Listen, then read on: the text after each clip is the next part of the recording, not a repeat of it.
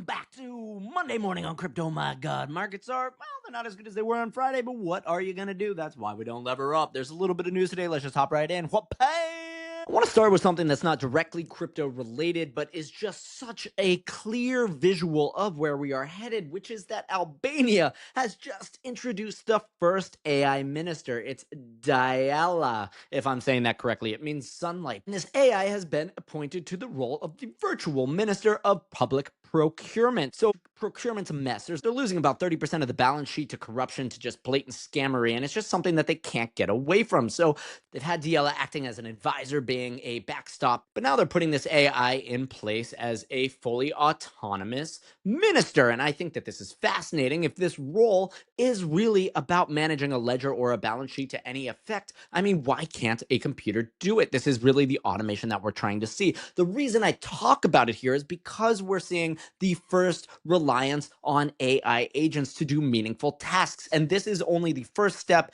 of many that will unlock an autonomous world. And of course, as always, will they be wanting to interact with traditional banking systems or blockchain? I leave that up to you, but the answer is blockchain.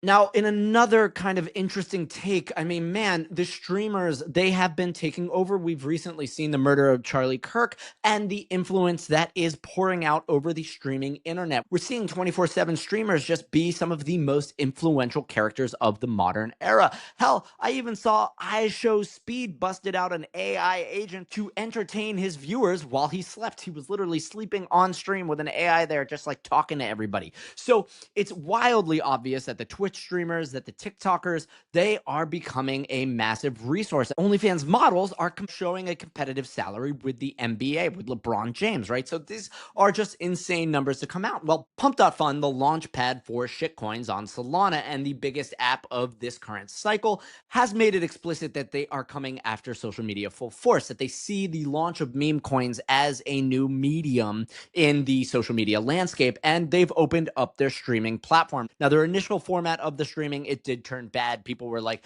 threatening to shoot goldfish, saying, you know, I'm going to lock myself in a cage and do all these debasing things until I reach X amount of views. However, they did put in a bit of censorship, and they've added a payment mechanism. Now what goes on is that the meme coin trades on these creator platforms, a lot of those trading fees go back to the creators themselves. So Pump.Fun streams take off. Meme coin creators pocket a record $20 million in a week, and they're doing all sorts of insane things. Now, this, of course, is going to be weird for society, as some of the streamers have already gone out. One proudly announced that he was the first person to get arrested on stream. I mean, we see these videos coming out of China of just street corners full of content creators just sitting there streaming. And when I look at people streaming out of Times Square, people in front of very famous backgrounds, and we can see that society on a whole is actually looking at the public sphere and rejecting the age-old sensation that it's kind of strange to do out of format things in public. And in fact, they are using the public as a backdrop. So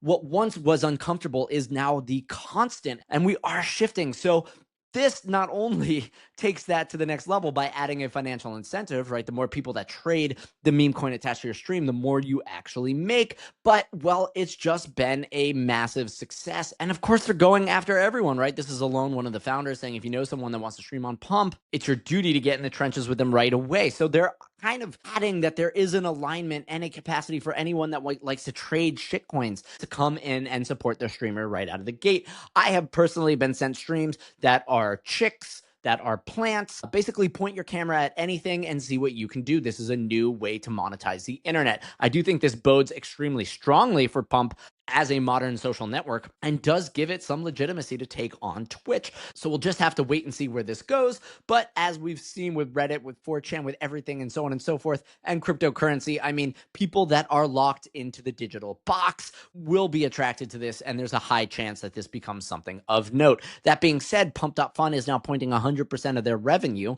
to the token buyback. So maybe if you believe that this has a capability, if you dive into it, if you're watching these streams, might be worthwhile adding Pump to your portfolio. portfolio. I don't think it's a terrible idea. Now, one last major announcement I saw today, Metamask, the most utilized EVM wallet, has launched the mUSD stablecoin. So I think this is kind of, in my opinion, too little, too late kind of thing from Metamask. I mean, everybody's been assuming a token would come out forever, and now there's a stablecoin, but it's like, why you versus everyone else? But what we can see is that stablecoin adoption is in an explosive phase. If you can launch a stablecoin, you will launch a stablecoin. That's what we're learning. The profits are just too great. Anyone gives you $1, you go buy a T-bill, you keep the yield. It's a fantastic business format. It's easy to mimic, and they're easy to spin up. So these things are happening. They're coming in full force. And again, any of these kids that are growing up on Pump.Fun, I mean, if this takes over as the prominent social media streaming platform, that's crypto native. You really think they're going to go back to the banks? You think they're going to go ahead and not use a stablecoin? You think that